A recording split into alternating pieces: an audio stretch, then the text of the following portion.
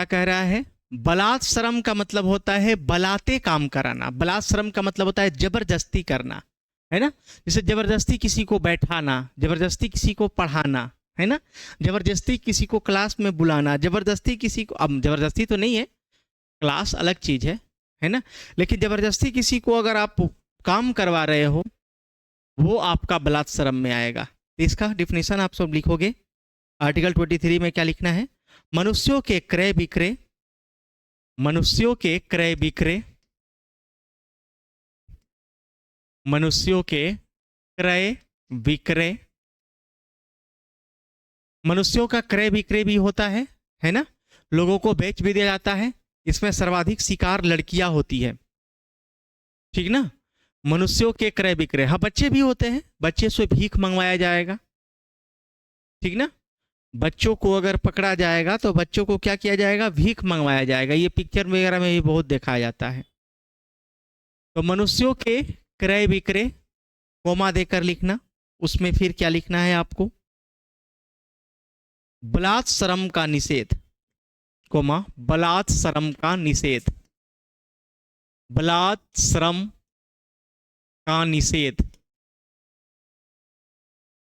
बलात् श्रम का मतलब होता है जबरदस्ती काम कराना। श्रम मतलब श्रमिक लोग काम करते हैं, वो बलात् श्रम है, ठीक ना। आर्टिकल 23 से लेकर 24 में आपको लिखना क्या है कि मनुष्यों के क्रय विक्रय, बलात् श्रम का निषेध।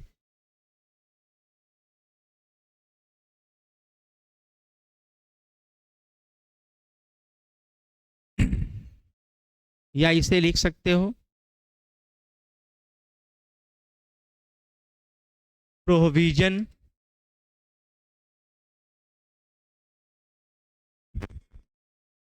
प्रोविजन प्रोविजन ह्यूमन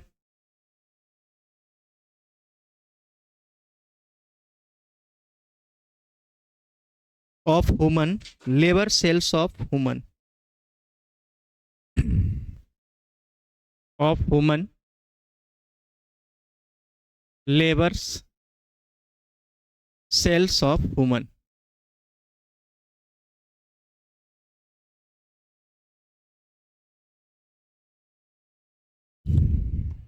किसी को खरीद बिक्री से रोकना, किसी को काम से रोकना, ये बोला गया है आर्टिकल 23 में, है ना।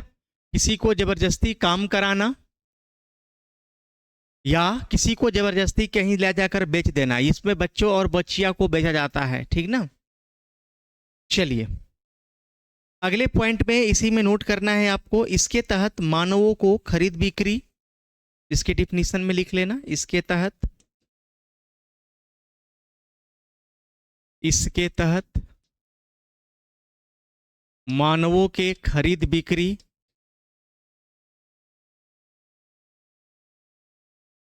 इसके तहत मानवों के खरीद बिक्री, खरीद बिक्री कोमा बेगार करवाने,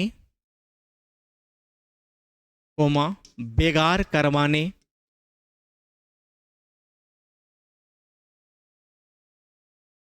या किसी व्यक्ति को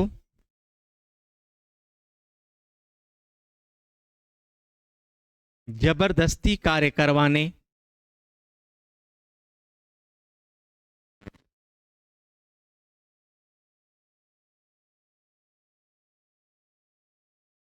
जबरदस्ती कार्य करवाने,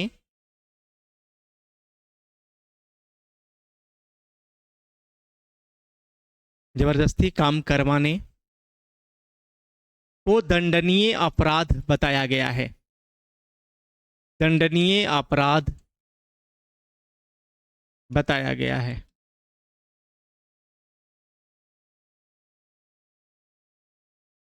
ठीक ना। कह रहा है इसके तहत मानवों के खरीद बिक्री, मानवों का मतलब बच्चों के खरीद बिक्री, बेगार करवाने का मतलब होता है बेगारी करवाना। बेगारी करवाना समझते हैं? बेगारी करवाना का मतलब होता है आप ऐसे ही काम करवाना और उसके बदले पैसे ना देना, ठीक ना। या हो सकता है किसी मजदूर से आप काम करवाए और मजदूर जब काम कर लिया तो उसको नकली पैसा धरा दिए, या उसको ज़बरदस्ती करके किसी को क्या कर दिए, आप उसको भगा दिए। आप देखते नहीं हैं, कभी कभी ऐसा होता है कि कोई रंगदार लोग जो होता है किसी दुकान पर जाते हैं और जाकर खाते हैं और खाकर चौड़ में चले जाते हैं। वो बोलता है पैसा, तो मारने भी लगते हैं, पैसा, तुम हमसे पैसा मांगोगे, हम यहाँ के ये हैं, ऐसे लोग होते हैं। तो किसी को कार्यशैली के बदले पैसे ना देना, बलात् श्रम कराकर उसे क्या करना, शोषण करना, या मानवों के खरीद बिक्री, ये सभी आर्टिकल 23 से क्या है, संबंधित है। अगर ऐसा हो रहा है तो इसके तहत हम सुप्रीम कोर्ट जा सकते हैं, हाई कोर्ट जा सकते हैं, ठीक ना, आवाज उठा सकते हैं, क्योंकि ये हमारा मूल अधिकार, बोलने का अधिकार दिया है, हर एक चीज़ों की बात करने की बात की है। अगर सरकार भी कोई गलत नियम बना दे रहा है, अगर उस नियम का विरोध कर सकते हो आप, तो धरना कर सकते हो, प्रदर्शन कर सकते हो, उसका विरोध कर सकते हो, नारेबाजी कर सकते हो, लेकिन याद रखना संविधान के हित में होना चाहिए।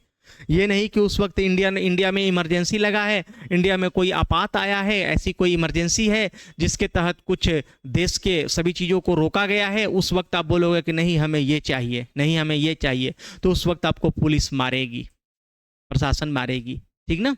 तो कोई भी संविधान के दायरे में रहकर आपको कार्यशैली को करना है। आर्टिकल 24 क्या कहता है?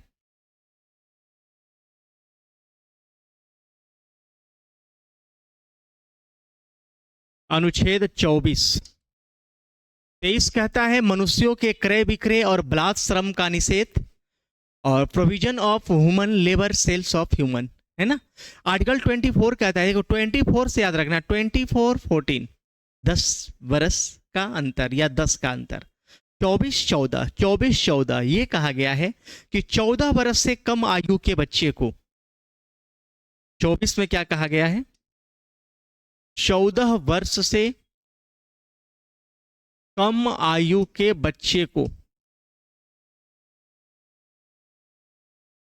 14 वर्ष से कम आयु के बच्चों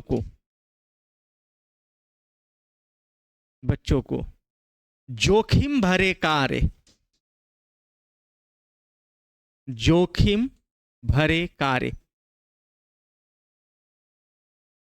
जोखिम भरे कार्य, जैसे कोई खदान हो गया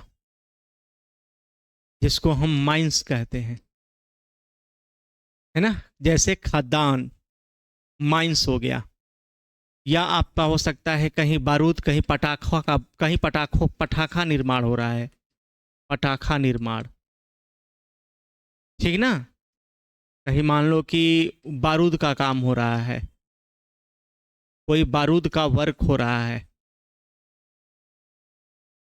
ठीक ना। 14 वर्ष से कम आयु के बच्चे को जोखिम भरे कार्य, जैसे में ये लिखना, जोखिम भरे कार्य नहीं करवाना है,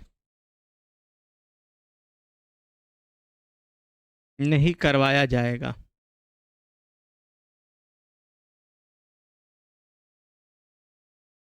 ठीक ना। जोखिम भरे का काम होता है हार्ड, ऐसा वर्क जिसके तहत वो बच्चा की जान की खतरा हो।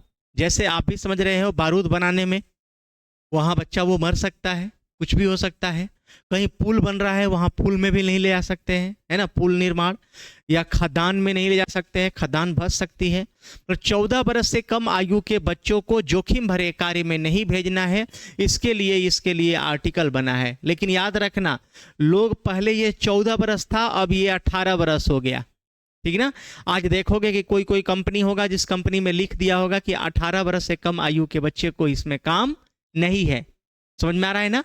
लेकिन जो बच्चे 14 बरस के एज के हैं, जो और छोटे हैं, और ये ऐसे किस काम में चले जाते हैं, तो दर्री बनाने में, दर्री समझते हैं, दर्री, आप जाएंगे यहाँ पानीपत में तो दर्री बनता है, बुनकरों का शहर कहा जाता है पानीपत हरियाणा को। तो पानीपत में दर्री और कंबल बहुत ज़्यादा मात्रा में बनाए जाते हैं। तो वहाँ छोटे छोटे बच्चे क्या होते हैं, कार्यशैली करते हैं। दर्री मतलब ऐसे बिछाने वाला, तो वो निर्माण करने में बच्चे चले जाते हैं कि उसमें कोई दिक्कत नहीं है, ठीक ना। फिर भी बताया गया है कि कोई भी बच्चा मान लो कि 14 बरस या 18 बरस का है, वो हो सकता है काम कर रहा है, वो मजबूरी में काम कर रहा है, तो उसको तो करना ही पड़ेगा। अब कोई है ही नहीं उसके, है ना, केवल मम्मी पापा भी, उसके मम्मी पापा भी नहीं है, अनाथ है, छोटे छोटे भाई बहन है, तो उसको कैसे वो क्या करेगा, पालेगा पोसेगा, इसके लिए तो उसको कमाना पड़ेगा। तो उसको ज़्यादातर कालीन या दरी उद्योग या कंबल उद्योग में डाल दिया जाता है। चलिए लिख लिए। तो 23 में क्या है, किसी से जबरदस्ती काम नहीं करवाना है ना। जबरदस्ती अगर काम करवा रहे हैं तो वो उठाकर कुछ बातें बोल सकता है ना, उसको ये चीज की परमिट दी गई है। चलिए अगले पॉइंट में लिखेंगे धार्मिक स्वतंत्रता का अधिकार। धार्मिक स्वतंत्रता का अधिकार।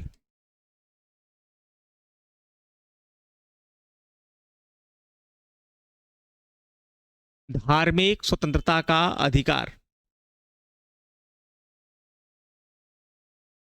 धार्मिक स्वतंत्रता का अधिकार रिलीजन के लिए क्या बात कह रहा है ये, इसे भी हम लोग क्या करेंगे, जानेंगे। Right to freedom of religion.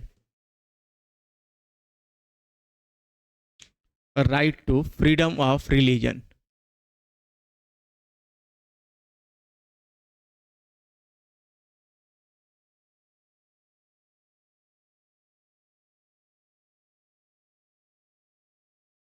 Right to freedom of religion.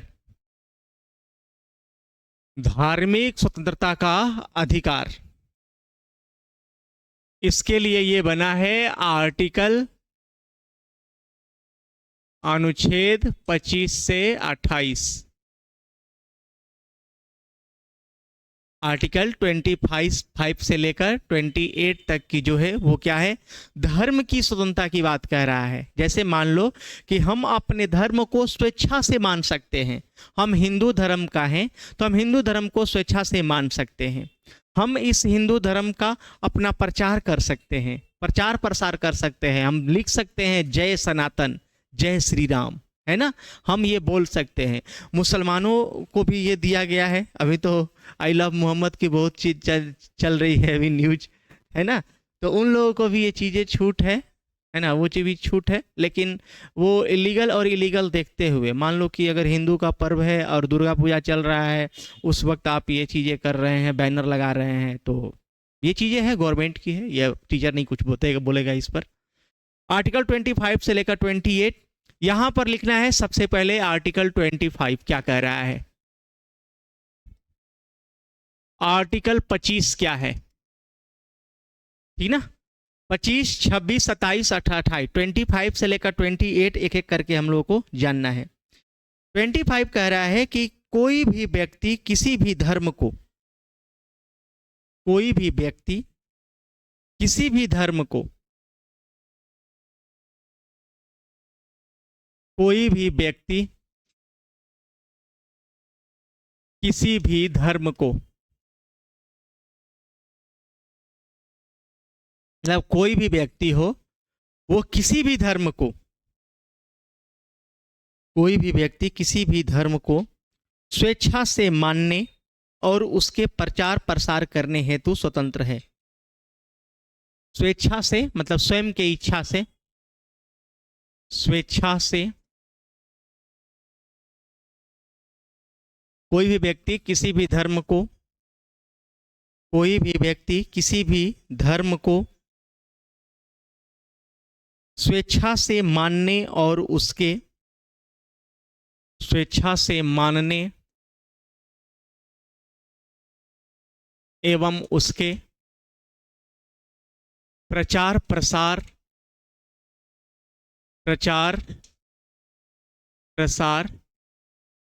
के लिए स्वतंत्र है।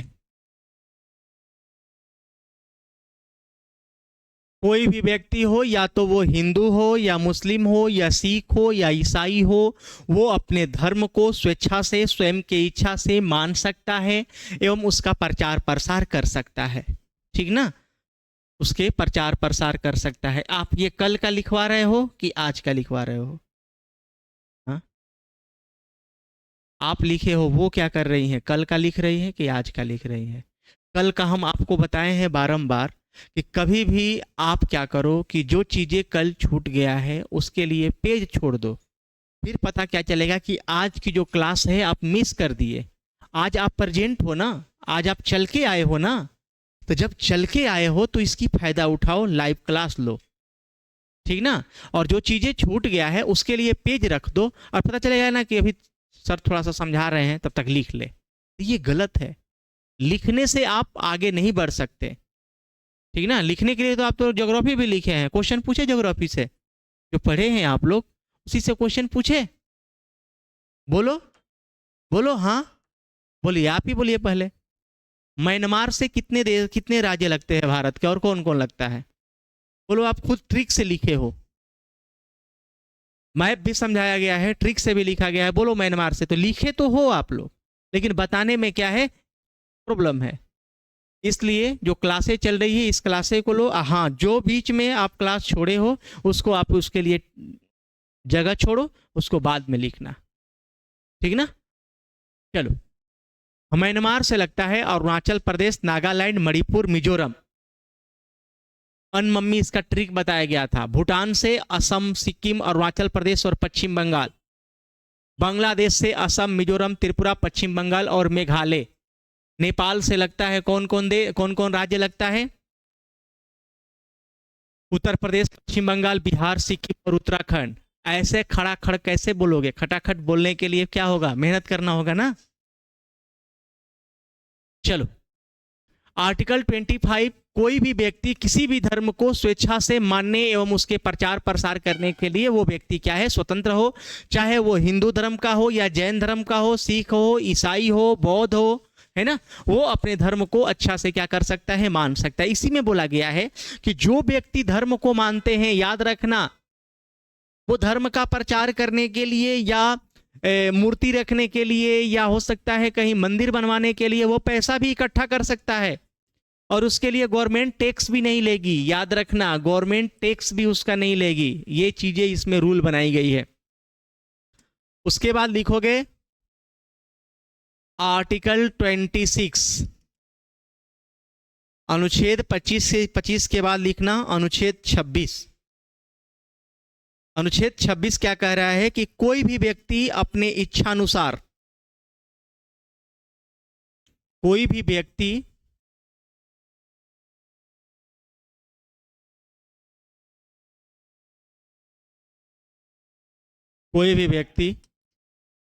अपने इच्छानुसार, कोई भी व्यक्ति अपने इच्छानुसार, मतलब इसी को कहते हैं स्वेच्छा, स्वयं की इच्छा। कोई भी व्यक्ति अपने इच्छानुसार धार्मिक संस्था की स्थापना,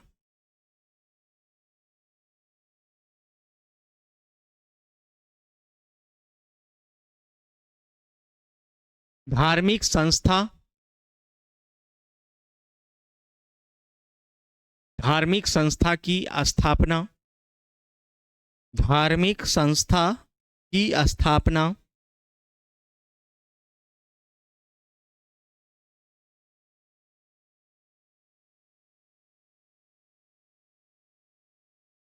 एवं उसका विस्तार कर सकता है।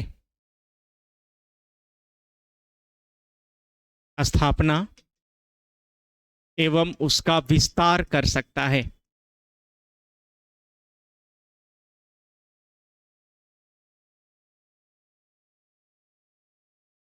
कोई भी व्यक्ति अपने इच्छानुसार धार्मिक संस्था की स्थापना एवं उसका विस्तार कर सकता है। धार्मिक संस्था का, धर्म का संस्था क्या हो सकता है? हिंदुओं के लिए मंदिर, है ना। मुस्लिमों के लिए क्या हो जाएगा? मस्जिद, है ना। ईसाइयों के लिए क्या हो जाएगा? चर्च। सिखों के लिए क्या हो जाएगा? गुरुद्वारा। तो इसको वो बना सकते हैं और उसका विस्तार कर सकते हैं। देखोगे कि छोटी सी मंदिर है और छोटा सा मंदिर को देखोगे कि धीरे धीरे धीरे उस मंदिर को बड़ा कर दिया गया है ना। इसके लिए पैसे कलेक्ट किया जा सकता है, पैसे को रखा जा सकता है, इसके लिए गवर्नमेंट टैक्स नहीं लेगी। ये सभी आर्टिकल में बोला गया है।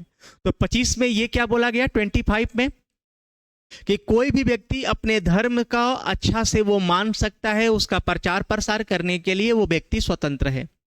26 में ये कहा गया है कि कोई भी व्यक्ति अपने इच्छानुसार धार्मिक संस्था की स्थापना कर सकता है, उसको डेवलप कर सकता है, विस्तार कर सकता है। ठीक ना, विस्तार को हम लोग डेवलप भी बोलते हैं, इसको डेवलप कर सकते हैं हम।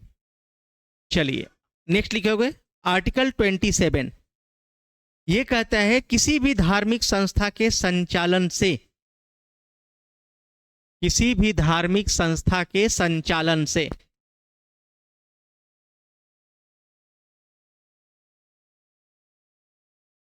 किसी भी धार्मिक संस्था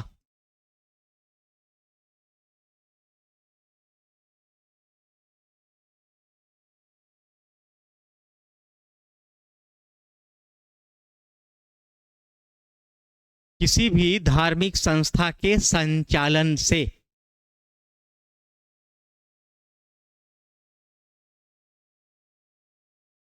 किसी विशेष धर्म में व्यय के लिए, किसी विशेष धर्म में व्यय के लिए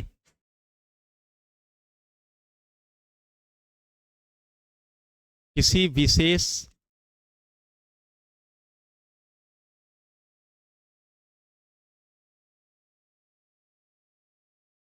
किसी विशेष धर्म में व्यय के लिए मतलब खर्च के लिए राज्य उस संस्था के संचालन से, राज्य उस संस्था के संचालन से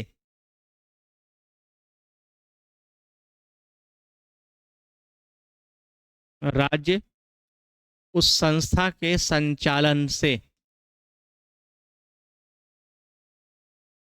कोई टैक्स नहीं ले सकती, संचालन से इस संबंध में कोई टैक्स नहीं ले सकता, इस संबंध में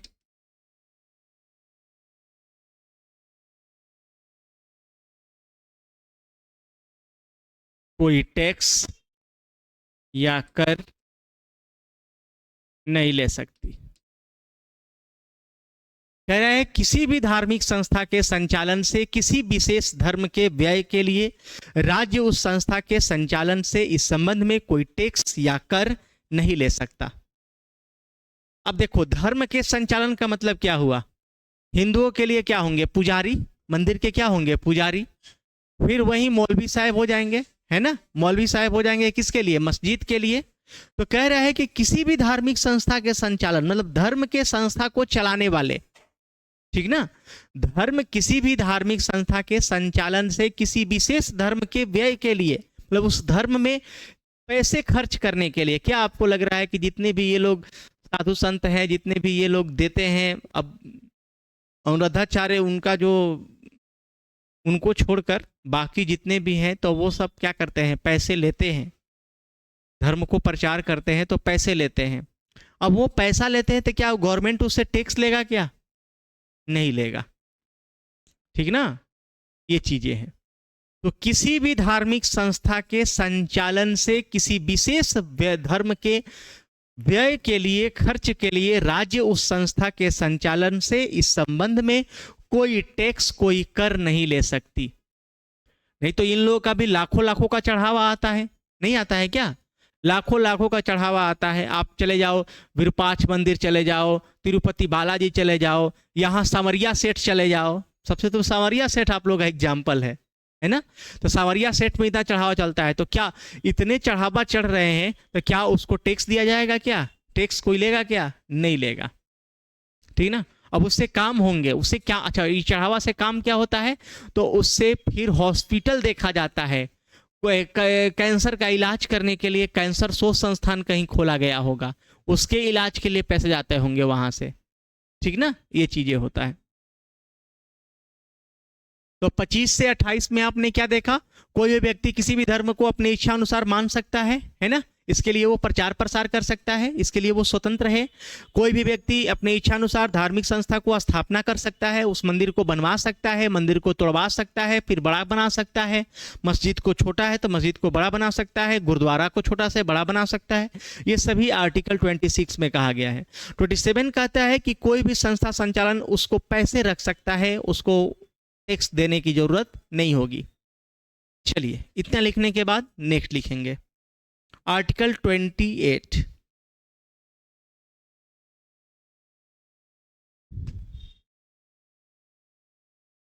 आर्टिकल 28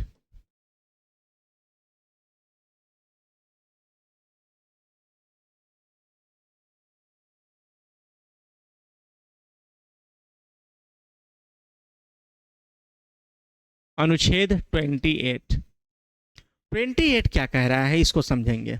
28 कह रहा है अनुच्छेद 28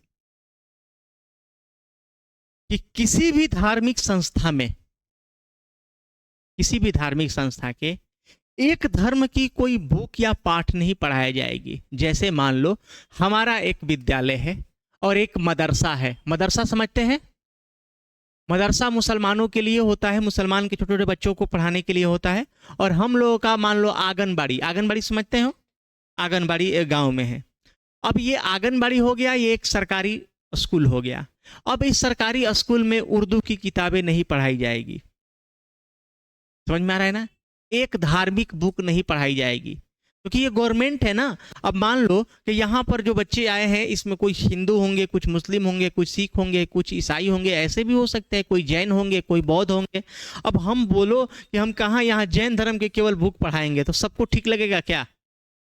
हम केवल यहाँ इस्लाम धर्म की कुरान की बातें करेंगे, सबको ठीक लगेगा क्या? नहीं लगेगा। इसलिए कहा गया है कि कोई भी ऐसी संस्था है जो धर्म की जो संस्था है, सरकारी की संस्था है, उस संस्था में किसी धार्मिक बुक को नहीं चलाया जाएगा। इस लाइन को भी हम लोग कंप्लीट करेंगे। लिखना क्या है आपको? राज्य द्वारा स्थापित शिक्षण संस्थाओं में, राज्य द्वारा स्थापित शिक्षण संस्थाओं में, राज्य द्वारा स्थापित शिक्षण संस्थाओं में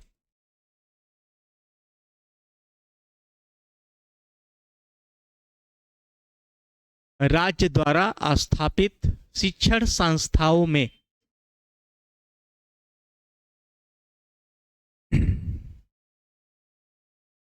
किसी भी प्रकार की धार्मिक शिक्षा नहीं दी जाएगी। किसी भी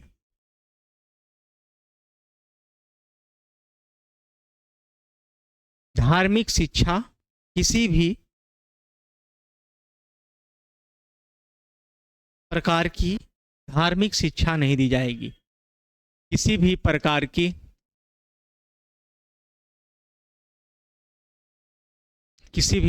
की धार्मिक शिक्षा नहीं दी जाएगी। राज्य द्वारा स्थापित शिक्षण संस्थाओं में किसी भी प्रकार की धार्मिक शिक्षा नहीं दी जाएगी। किसी भी धार्मिक शिक्षा नहीं दी जाएगी। और विद्यार्थियों को धार्मिक अनुष्ठान में भाग लेने और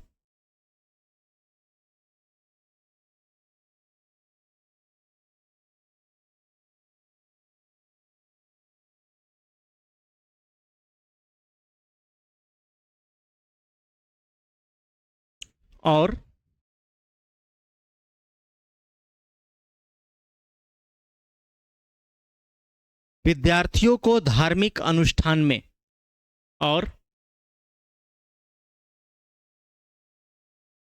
विद्यार्थियों को धार्मिक अनुष्ठान में भाग लेने के लिए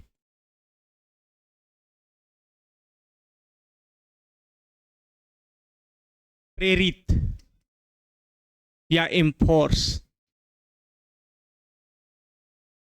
नहीं कर सकते।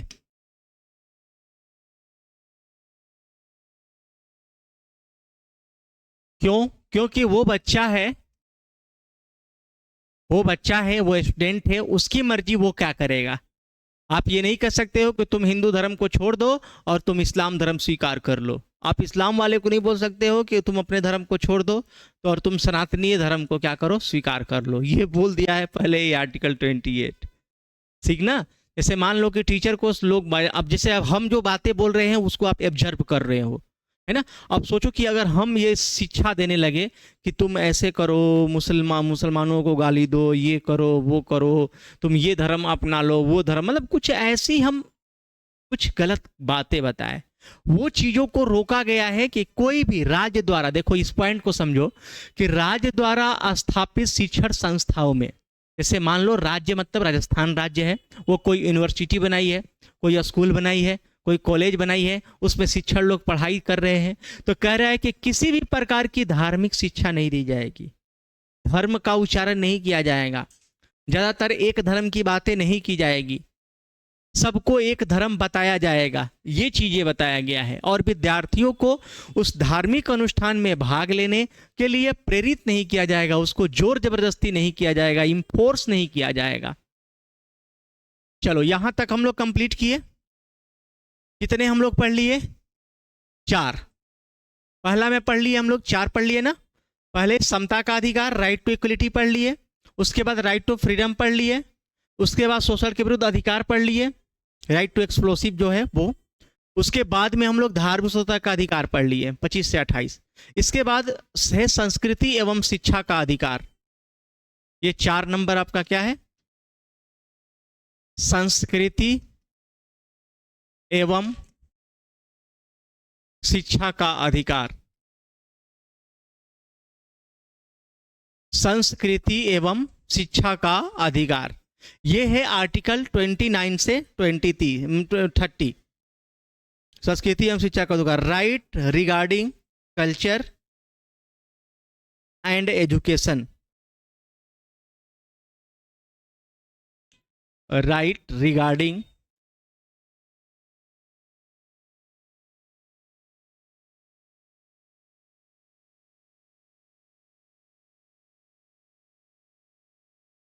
Culture and education.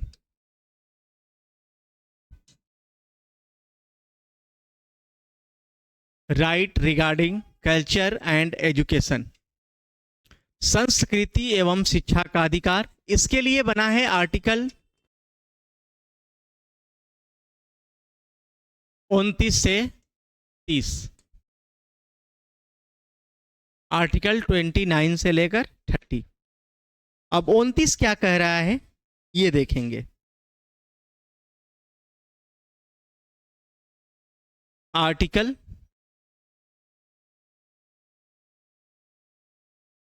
29, article 29, article 29 कहता है कि भारत के नागरिकों को विशेष भाषा लिपि, भारत के नागरिकों को विशेष भाषा लिपि,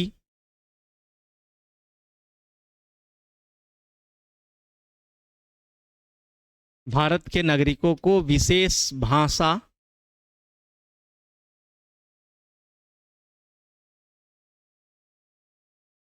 लिपि, विशेष भाषा लिपि या संस्कृति,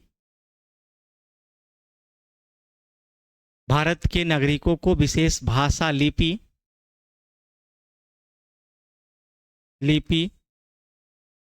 एवं संस्कृति को बनाए रखना है। मतलब यह है कि जो आपकी भाषा है उस भाषा को बनाकर रखेंगे, जो आपकी लिपि है उस लिपि को, देवनागरी लिपि है तो उसको बनाकर रहेंगे, जो आपकी संस्कृति है उस संस्कृति को आप बनाए रखेंगे। ये नहीं कि किसी कोई आपको इन्फोर्स करेगा, बोलेगा कि तुम भोजपुरी क्यों बोल रहे हो। हमें कोई बोलेगा, हम दूसरे राज्य से मान लो आए हैं, हमें कोई बोलेगा तुम भोजपुरी क्यों बोल रहे हो, हम तुमको भोजपुरी नहीं बोलने देंगे। तो क्या राजस्थान के कोई व्यक्ति हमको भोजपुरी बोलने से रोक लेंगे क्या? नहीं रोकेंगे, ठीक ना। अगर रोकेंगे तो उसके लिए प्रशासन है। ये हमको 29 आर्टिकल दे रहा है कि हमारी संस्कृति जो है, अब केरला वाले लोग जो है, तमिल वाले लोग हैं, लुंगी पहनते हैं, तो उनकी वो संस्कृति है। आप क्या बोलोगे कि लुंगी नहीं पहनना बंद कर दो, तुम पैंट शर्ट पहनो, है ना? या बोल सकते हैं क्या? नहीं बोल सकते। दादाजी को बोलोगे कि नहीं आप धोती कुर्ता नहीं पहनिए, आप पैंट शर्ट पहनिए या जीन्स पहनिए, तो क्या ऐसा हो सकता है क्या? मतलब जो हमारा कल्चर है वो कल्चर ऐसा ही रहेगा और इस कल्चर को बना के रखना है। कह रहा है भारत के नागरिकों को विशेष भाषा, लिपि एवं संस्कृति को बनाए रखना है। ठीक ना, बनाए रखना है।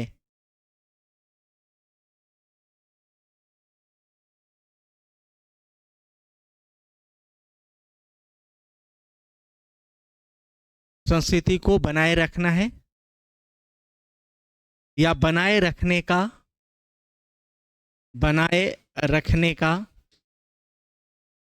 अधिकार है। ठीक ना, बनाए रखना है या बनाए रखने का अधिकार है। फिर एक लाइन इसमें और ऐड करना है 29 में, और वो लिखना है शिक्षा संस्था में केवल धर्म, शिक्षा संस्था में केवल धर्म,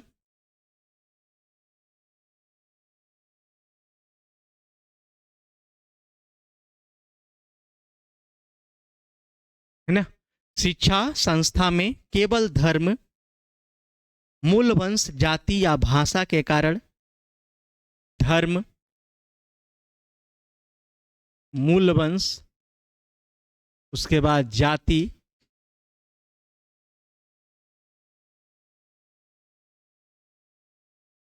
मूल वंश या जाति,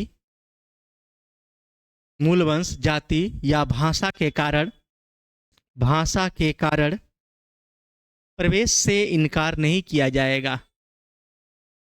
प्रवेश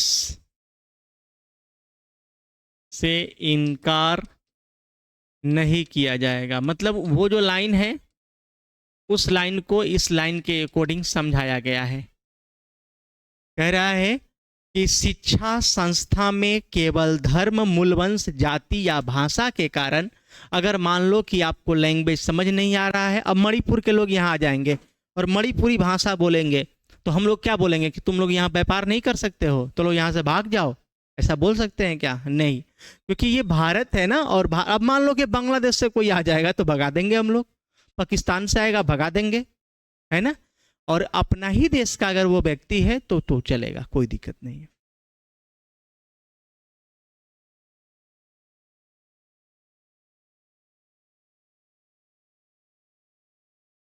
हो गया आर्टिकल 29 टू 30। अब लास्ट लिखना अनुच्छेद 30।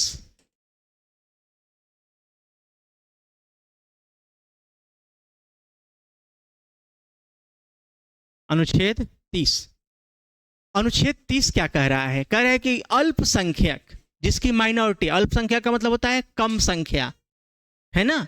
अल्पसंख्या का मतलब क्या होता है? कम संख्या। जैसे मान लो 100 स्टूडेंट है ना। इस 100 स्टूडेंट में 70 स्टूडेंट मान लो बॉयज हो आप लोग, और 30 स्टूडेंट जो है लड़कियां हैं, तो लड़की क्या हो गई? माइनॉरिटी हो गई, है ना, मतलब अल्पसंख्यक हो गई। कहीं 100 घर है और उस 100 घर में 80 घर हिंदू है ना, या 90 घर हिंदू है और 10 घर मुस्लिम है, तो वहां के लिए मुस्लिम लोग क्या हो जाएंगे? अल्पसंख्यक। अल्प का मतलब होता है कम संख्या। तो आर्टिकल 30 क्या बोलता है, इसे हम लोग लिखेंगे। कह रहा है भारत के अल्पसंख्यक लोगों को, भारत के अल्पसंख्यक लोगों को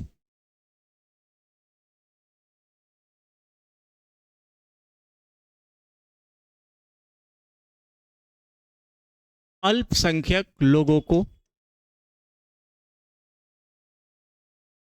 माइनॉरिटी,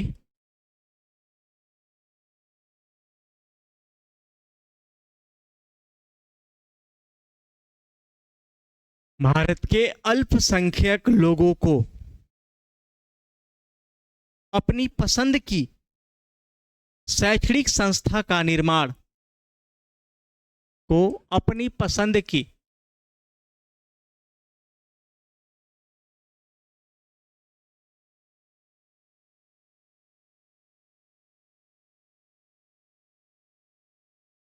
अपनी पसंद की शैक्षणिक संस्था का निर्माण, अपनी पसंद की शैक्षणिक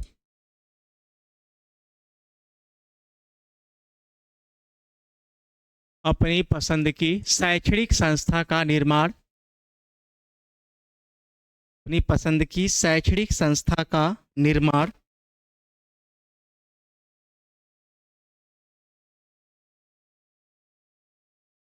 करने का अधिकार है। शैक्षणिक संस्था का निर्माण करने का अधिकार है।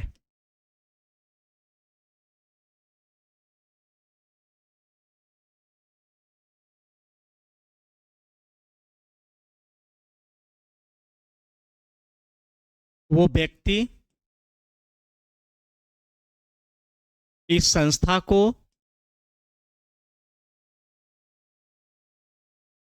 चला सकता है, चला सकता है और राज्य, स्टेट उसे अनुदान भी देगी, उसे अनुदान भी देगी, मतलब बनवाने के लिए पैसा भी देगी।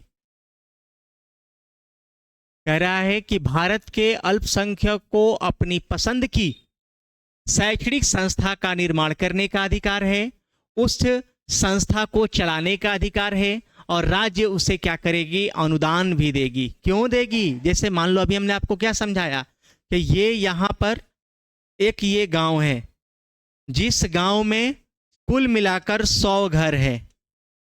कुल मिलाकर कितने घर हैं? 100 घर है यहाँ पर, ठीक ना? ये कुल मिलाकर 100 घर है, लेकिन इस 100 घर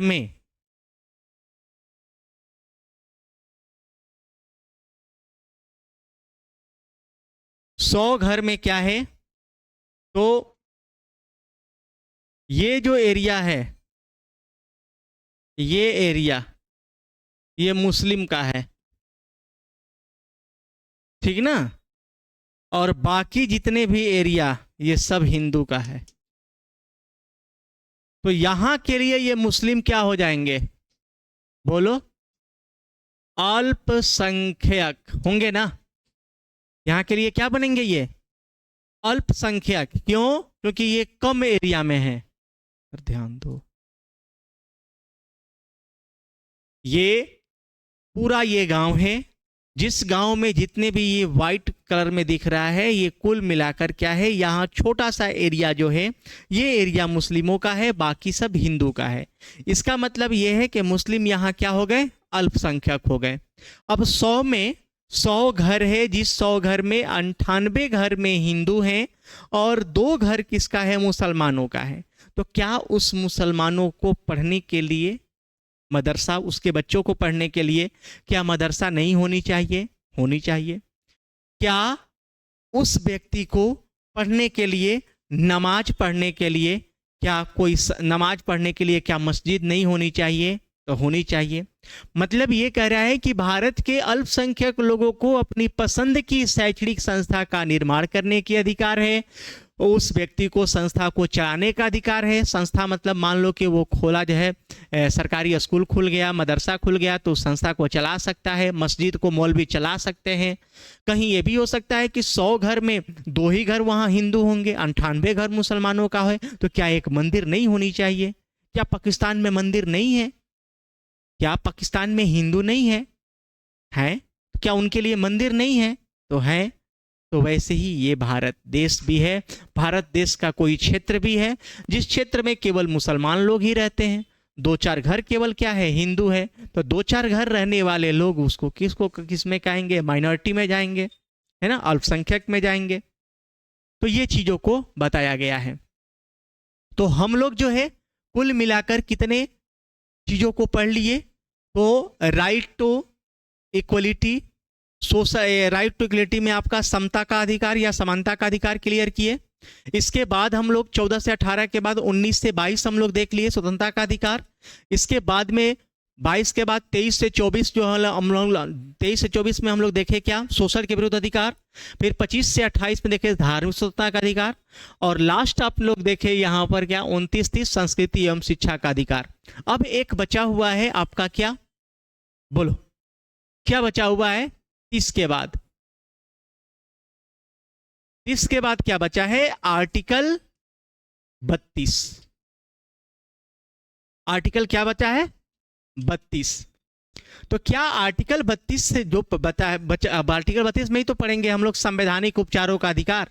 अब आपका माइंड कहेगा कि सर तब 31 गया कहाँ, है ना? तो इसके बाद यहां तक तो कंप्लीट हुआ, यहां बाद लिखोगे आर्टिकल 31। आर्टिकल 31 याद रखना, इससे बाहर है, ये एक्स्ट्रा है। वो 29-30 ही तक था। 31 देखो, 12, 13 और 31 ये अलग है, क्योंकि 14 से ही स्टार्ट किए थे, यहां हम केवल 32 जानेंगे। तो देखो 31 क्या कहता है कि कहीं आपका मूल अधिकार है, उस मूल अधिकार को कहीं आपको रोका जा सकता है, और इसमें मार्शल लॉ की भी बात की गई है। नोट पॉइंट में एक लाइन लिख लेना, जो संपत्ति के अधिकार है उस संपत्ति के अधिकार को आर्टिकल 31 में रखा गया है, और 31 की जो संपत्ति के अधिकार था इसको 300 के क में क्या किया गया है? रखा गया है। ये लाइन को हम लोग लिख लेंगे। इसमें क्या था? संपत्ति के अधिकार। इसमें क्या था? संपत्ति का अधिकार। इसमें था राइट टू प्रॉपर्टी। कहोगे सर आप तो ये राइट टू प्रॉपर्टी आप 19 के जी में बताए हैं ना? वो याद रखना कि संपत्ति का अधिकार दो संपत्ति है। एक वो संपत्ति जो हमारे आजादी से पहले दादाजी का संपत्ति था, और वो संपत्ति वैसा संपत्ति है जो हम यहां से उठकर घूमने गए और जाकर वहां बस गए। जैसे मेरे बिहार में प्रॉपर्टी है, पटना में, ठीक ना? तो वो मेरे दादाजी का है, मेरे पापा का है, और हम यहां जयपुर में आए, यहां जयपुर में बस गए, जयपुर में प्रॉपर्टी ले लिए। तो ये जो आएगा ना, ये आएगा 19 के एफ में, क्योंकि हम यहां घूमने आए, हमें अच्छा लगा, हम पढ़ाने लगे, यहां पैसे कमाने लगे, अपने संपत्ति देखे, और उसके बाद हम यहां बस गए। तो ये आएगा उसमें, क्योंकि वो हमने बनाया, ये मेरा है। अब ये संपत्ति के अधिकार को मूल अधिकार से इसलिए हटाया गया कि लोग जो है उस वक्त लठ लेकर खड़े होते थे कि मेरा जमीन है, कौन यहां से रेलवे लाइन गुजारेगा, कौन यहां यूनिवर्सिटी खोलेगा? क्या ऐसे कर सकते हैं आप? नहीं। आज देखोगे सरकारी जमीन में चला जाता है तो हम लोगों को सरकार, गवर्नमेंट क्या करती है? मुआवजा देती है, पैसा देती है, और फिर आपके जमीन में यूनिवर्सिटी खुल जाता है। समझ में आ रहा है ना? वहीं से रेलवे लाइन गुजर जाता है, वहीं से रेलवे आपका सड़क गुजर जाता है। अब क्या जेलन मार्ग यहां से गुजर रहा है तो क्या किसी की जमीन नहीं होगी? अरे किसी का तो जमीन होगा ना, उसको पैसा मिला होगा। पहले के लोग क्या थे? लठ लेकर खड़े होते थे कि कौन हमको ले लेगा, मेरा है, कौन लेगा? तो इसको मोरारजी देसाई के प्रधानमंत्रित्व कार्यकाल में 44वां संविधान संशोधन 44 कॉन्स्टिट्यूशनल अमेंडमेंट 1978 के तहत इसको हटा दिया गया, और हटाकर विधिक या कानूनी अधिकार बनाया गया, और इसको 300 के क में याद रखा, 300 के क में रखा गया। याद रखना 31 में जो संपत्ति है ये हमारे पापा और दादाजी, परदादाजी का जमीन है, और एक वो है जो हम खरीदे हैं, नया बसे हैं, वो हमारा है, ठीक ना? तो ये दोनों में संपत्ति का अधिकार है। यहां लिख लोगे, यहां लिख लोगे इसे 44वां संविधान संशोधन, इसे 44वां संविधान संशोधन 44 कॉन्स्टिट्यूशनल अमेंडमेंट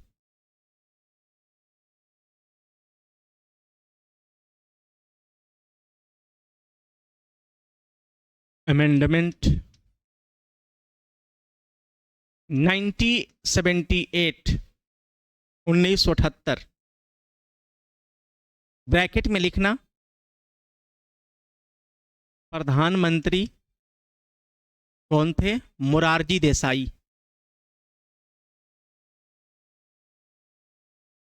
प्रधानमंत्री मोरारजी देसाई, ब्रैकेट में साइलेंट रहेगा। इसे 44वां संविधान संशोधन 1978 में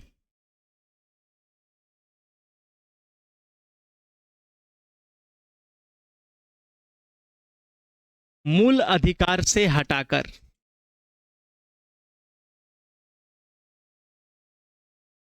विधिक या कानूनी अधिकार बनाया गया। विधिक या कानूनी अधिकार क्या किया गया? बनाया गया। मूल अधिकार फंडामेंटल राइट से हटाकर इसको कानूनी अधिकार बनाया गया।